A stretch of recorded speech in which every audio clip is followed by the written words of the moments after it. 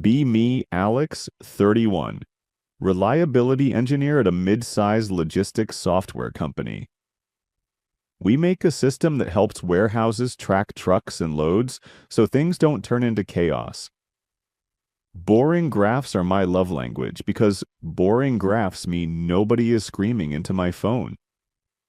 Monday hits and the office feels muted, like someone installed silence as a compliance feature. By the kitchen, the fridge is missing its dumb meme magnets, as if humor failed a safety review. Near reception, a glossy poster screams, "Culture reset in pastel gradients and corporate optimism." Under that title, bullet points span half the words engineers use to keep reality from exploding. Next to the poster, a QR code says Safe Speak, confidential reporting for unsafe interactions and harmful energy.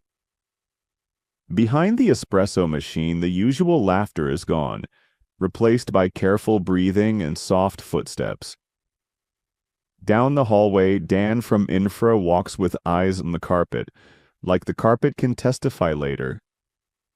Outside the window, Chris eats his breakfast burrito inside his car, pretending the parking lot is normal. In Slack, #engineering has a pinned message. New speaking norms apply to all meetings starting today. Scrolling shows gems like avoid war metaphors and assume harm is possible because apparently metaphors kill. At 9:30, a calendar invite arrives titled Mandatory Inclusive Communication Alignment with Decline Disabled. Into the conference room, everyone files in quietly like we're entering court rather than work. At the front stands Brianna Caldwell, feminist people and culture boss, smiling like she already won today. Beside her sits a consultant named Lacey, introduced as an organizational healing specialist with a credentialed aura. First words out of Brianna's self-described feminist HR are about centering and male comfort dominating space. Across the table, our CTO nods carefully because nodding wrong is now a political risk. On the projector, a slide appears. Toxic masculinity in tech teams, featuring stock men frowning at laptops. Lacey explains urgency can be unsafe, and accountability begins with language that does not harm. From a stack of handouts, everyone gets sentence starters like "I hear you" and "I honor your truth." Today's exercise replaces "fix this" with "support a resolution," as if production prefers a hug. Tentatively, Dan asks whether root cause analysis is still allowed, and Brianna's smile sharpens instantly. Her answer says causes create blame narratives. Then she writes that down like she invented gravity. Around the room, emotional check-ins begin, and adulthood collapses into a group therapy speedrun. Carefully, Chris says he feels cautious, and Brianna asks him to name the fear out loud. The fear is saying the wrong thing, and Brianna labels it fear of accountability with a little flourish. After 90 minutes, new rules land. No interruptions, no direct criticism, and men should prioritize listening. Back at my desk, a spreadsheet link appears titled Toxic Pattern Tracker, shared with all team leads. Inside that sheet, columns track tone, presence, energy, and dominance in airtime like a haunted time card. Closing it feels wise because spreadsheets should track latency, not vibes and moral weather.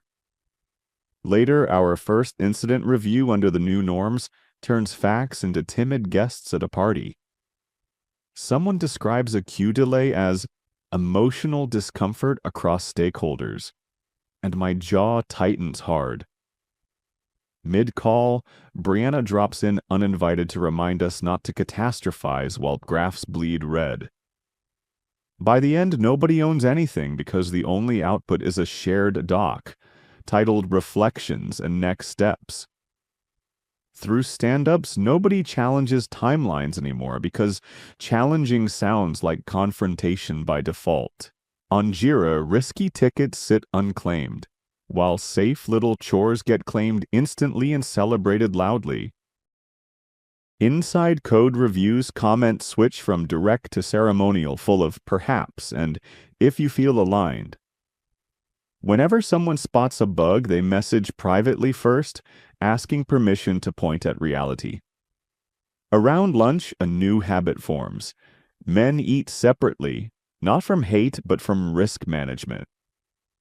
At a corner table, Chris jokes softly, then stops mid-smile, scanning for listeners like a hunted animal. Across the room, Miles stays quiet, then follows up privately with people who looked genuinely broken. Week 1 looks smoother on paper, mostly because arguments vanish and silence fakes harmony. In meetings, everybody says, "I support that," before the plan is even explained, like pre-approved applause. Across engineering, men stop volunteering for messy work like migrations, weekend on call, and ugly hotfixes. At 5 p.m. sharp, chairs slide back and 3 guys stand simultaneously, as if synced by survival instinct. Their exit line becomes, "I don't have capacity," delivered in the calm tone of a legal disclaimer.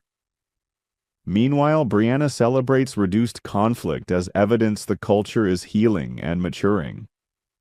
On LinkedIn, she posts about brave men learning to listen, tagging the company page like a trophy. Near the window sits Miles Cade, staff SRE, quiet face, eyes always on dashboards and drift. Brianna's attention orbits him because he does not perform guilt, only competence and short answers.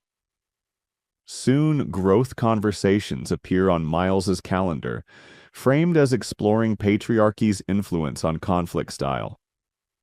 Every loaded question meets perfect safe phrasing, calm enough to make Brianna's teeth grind. During all hands, she baits him with, "Do you acknowledge engineering culture harms women?" Miles replies, "Experiences vary and deserve respect," then returns to his laptop without blinking once. That reply makes her furious because it offers nothing to punish and nothing to screenshot later. First resignation hits quietly. Owen from Backend, the guy who could map services by memory. No speech comes, only a neat farewell message. Then his chair stays empty like a missing tooth. After Owen, Victor from Data leaves, then Sam from Infra, then 2 juniors who claim better fit. Brianna labels it natural turnover in a healing transition, like people are weather patterns. An email follows celebrating making space for new voices, sent from the same account banning words. Oddly, each departing man has a coffee with Miles the day before, always out of public view. Asking Chris about those chats earns a glance around, like the drywall has ears and forms. Chris whispers that Miles helps people land safely because loud exits become public trials. The truth settles in. Nobody is leaving to make a point. They are leaving to survive. One guy reports Brianna asked him to name 3 toxic habits, and he answered with 3 neutral hobbies. Another guy says she asked why he feared accountability, and he replied that he feared unclear rules. In the general channel, someone posts a celebration of reduced male friction, and reactions feel forced. Back home, Slack DMs show men swapping interview tips like survival notes. No anger, just exhaustion. Somebody writes, "Don't argue, just leave," and a dozen people react with a quiet thumbs up. Inside that thread, Miles drops one message. "I can intro you if you keep it professional." Reading that line feels like spotting a lighthouse through fog because Miles is careful and consistent. By week 3, jokes die. Not edgy ones, just dumb jokes that keep adults human. Mentoring dries up because useful feedback sounds like criticism, and criticism sounds like harm now. In code reviews, seniors write softer comments, then stop writing comments at all to avoid trouble. Juniors repeat old mistakes while experienced guys stare at screens, hands tied by policy.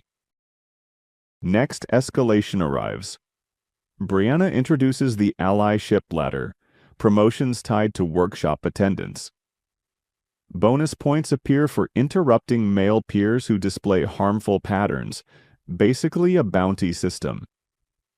SaveSpeak launches officially, staffed by third-party listeners trained to validate, not to solve. Expected reports about toxic men never arrive, because men start calling to report fear and burnout. Brianna calls that weaponizing vulnerability, then lectures the company about derailing the mission. Her line lands like a slap. Good men have nothing to worry about, said with total certainty. The next policy wave hits documentation, because Brianna decides engineering writing shapes culture too. Postmortems must avoid words like failure, fault, and mistake, replaced with opportunity and learning edge. Dan tries to object once, then remembers last time, and quietly deletes his message before sending. Meanwhile, men begin speaking Brianna's language with perfect grammar, and it freaks leadership out later. The roadmap slips, yet the culture dashboard improves, so Brianna reports success with confident charts. Through it all, Miles keeps incidents small, fixing quietly, then documenting risks that nobody wants to read. After that, meeting rules tighten again. Historically overrepresented people must not speak first. The result is measurable silence, 40 seconds at the start of every call like a ritual. Women speak, men nod, decisions drift, and accountability evaporates without any dramatic fight. Metrics slide quietly, incidents inch up, recovery times stretch, and client complaints multiply. Leadership blames execution, while engineering privately blames fear, and nobody says it on record. Sunday night before the outage, Miles pings me again with one sentence. Double-check the retry deploy plan.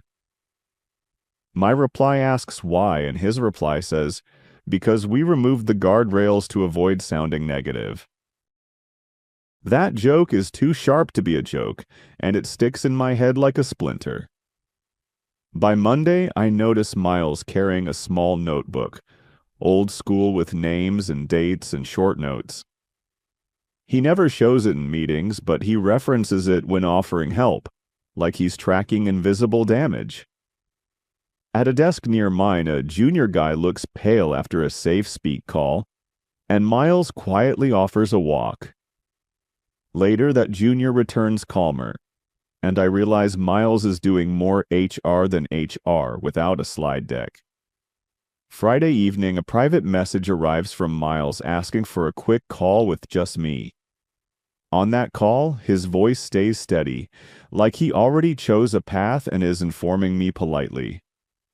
Miles says a preventable incident is coming because warning has been labeled catastrophizing and unsafe. He explains risk notes were routed to people and culture for tone review, which still sounds unreal. Asking his plan gets a short answer. Protect people, not narratives, and keep dignity intact. The line sticks in my head. I won't bleed for a place that calls bleeding toxic. Weekend thoughts get louder, and every quiet man in the office suddenly looks exhausted, not angry. Monday returns and Miles works normally, polite in meetings, careful in chats, quiet like a lockpick. After hours, he sends referrals, not dramatic, just practical messages that read like life preservers. Near the loading dock, he talks to departing guys in low voices, using zero bitterness and no slogans. Tuesday afternoon brings performance calibration for Miles, because Brianna wants to crack him open. Her complaint says neutrality reads as hostility, and his presence feels dampening to the room. She demands emotional buy-in, and Miles asks her to define buy-in in operational terms. Brianna freezes, calls it a feeling, and Miles writes it down like an incident note. Another angle appears. Urgency equals dominance, and technical firmness harms psychological safety. Miles replies that he feels committed to uptime, and the room reacts because uptime is universal truth. Tuesday night at 2:11 a.m., pager duty screams queue backlog critical, the kind that eats contracts. Dashboards show payment events stuck, retries spiking, and database connections pinned to the ceiling. Incident channel opens, the bridge link drops, and I expect the old stampede into action. Instead, the bridge fills slowly like people are walking through snow while HR watches from somewhere. Somebody asks who assigned roles, and the question feels like a chain around our ankles. Suggestions arrive wrapped in apologies, padded with "I might be wrong" and "if it feels safe." Within minutes, Brianna appears in the incident channel despite not being on call or invited. Her first message reminds everyone to keep language inclusive during crisis, as trucks sit stuck outside gates. She replies to a red outage graph with, "Let's avoid catastrophizing," and "my teeth grind hard." Then the exec hotline rings. Biggest client threatens legal, penalties, and immediate contract credits. The CTO asks for a plan, and silence arrives because nobody wants ownership on an HR scoreboard. Fear has a price, measured in seconds and dollars, while the graphs continue bleeding. Quietly, Miles joins the bridge.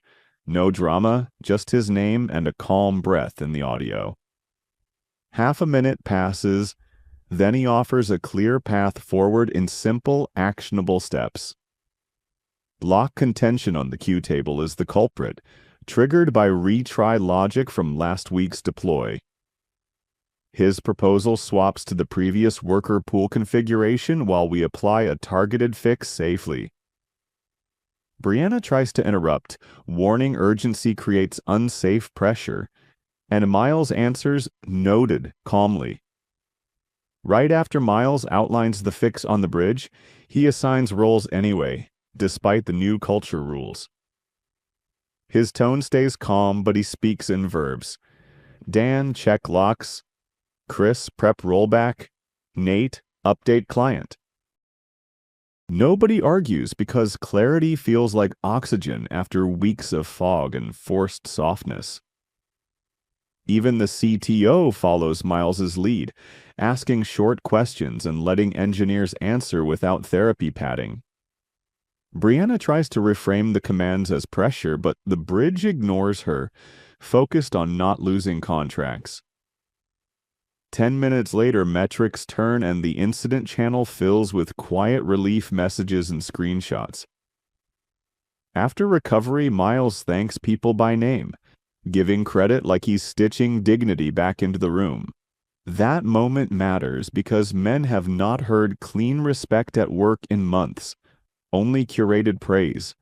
Actions follow anyway because the steps are correct, and the backlog shrinks from red to orange. Relief spreads across voices because relief is universal and doesn't require a policy memo. The client calms, then demands a formal post-mortem and immediate credits for the outage window. Stabilization finishes, and someone asks how Miles knew exactly where to look under pressure. Miles says he wrote it up last month, and the bridge goes silent for a different reason.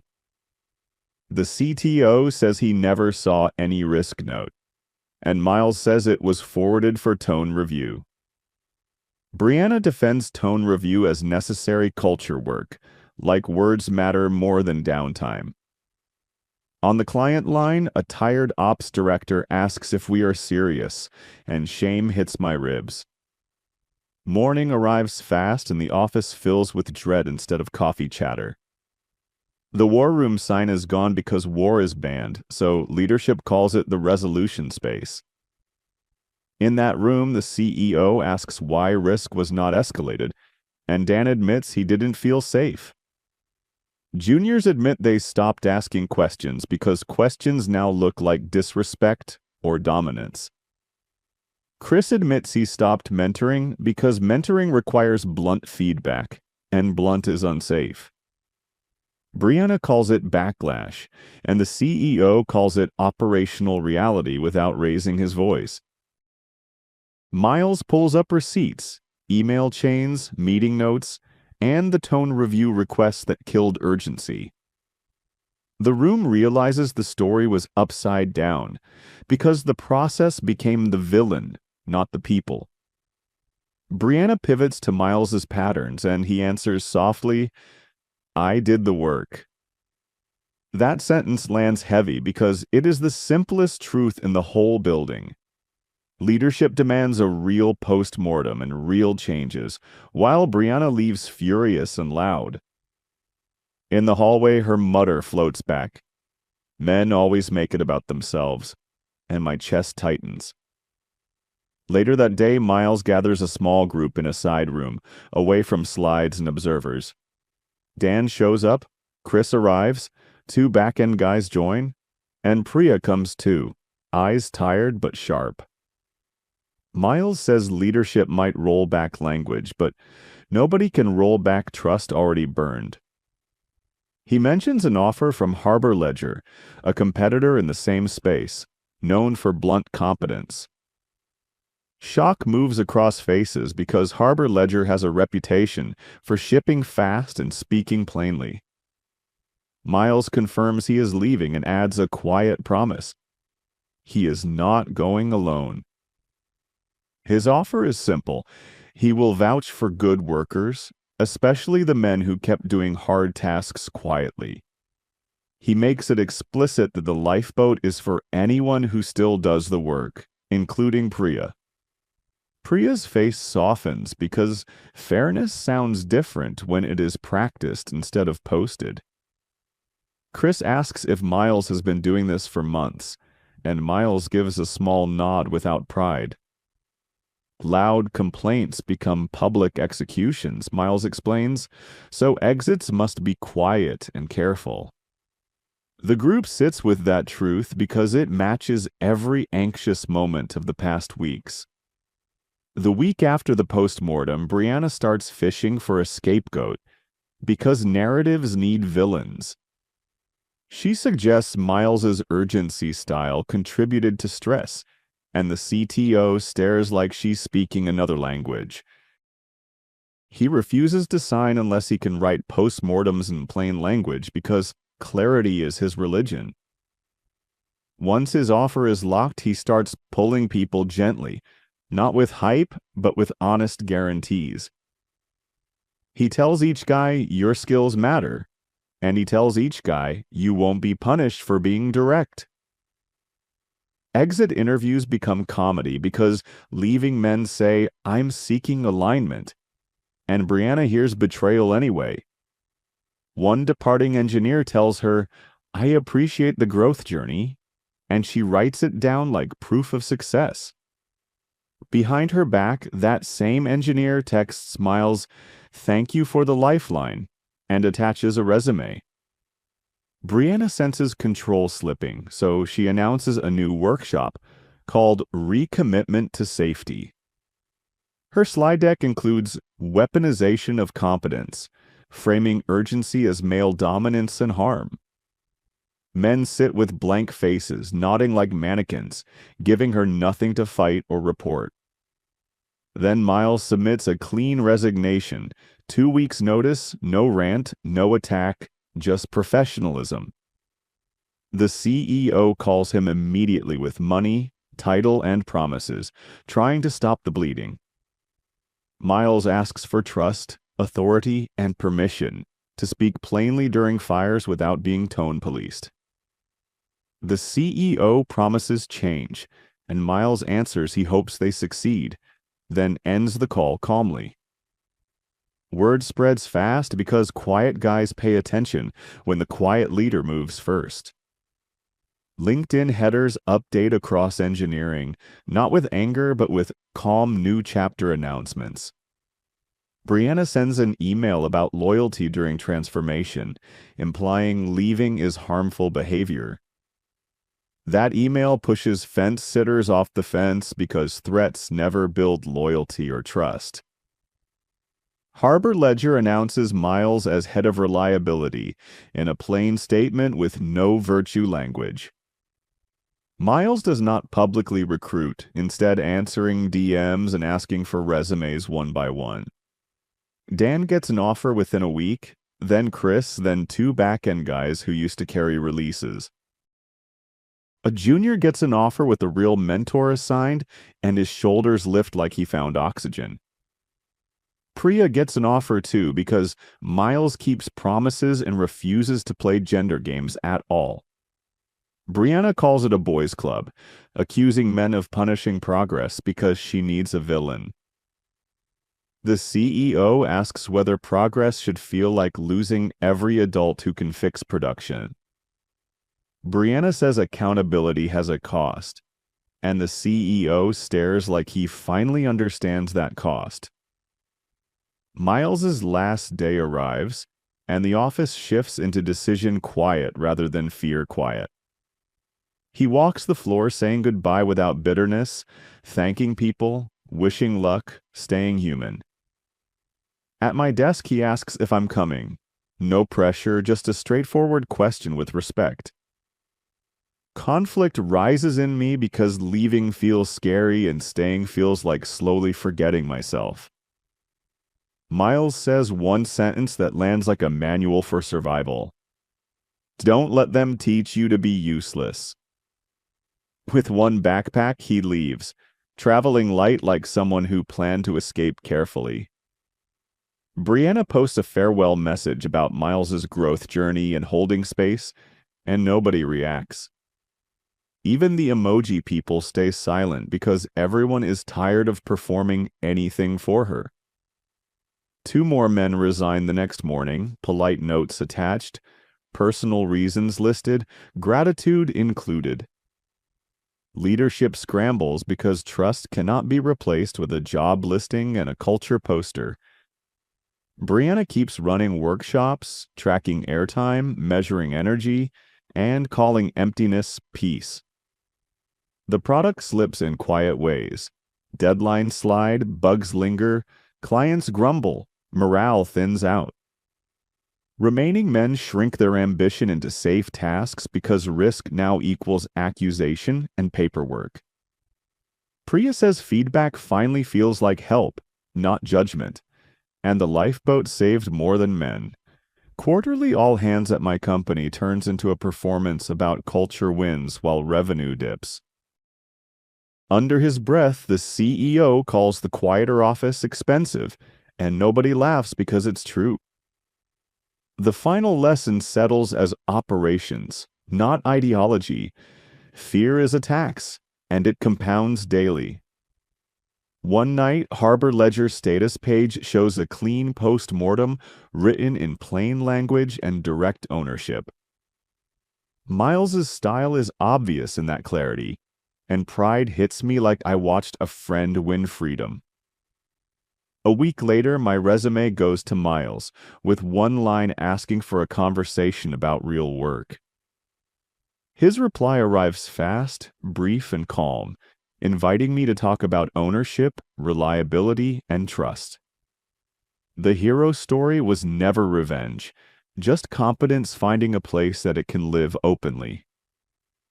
Brianna's posters about safety flash in my memory, right beside the night she tone policed a burning dashboard. Ending image stays simple. Men walking out quietly, pulled by a leader who valued their work and humanity. Months later, a major client churns, and leadership finally reads the culture charts beside revenue loss. In the hallway, Brianna insists the churn is patriarchal resistance, and nobody even argues anymore. Across town, Harbor Ledger ships features faster, and Miles keeps the men steady and respected. That is the lesson Brianna earned, watching competent people leave quietly to be useful elsewhere.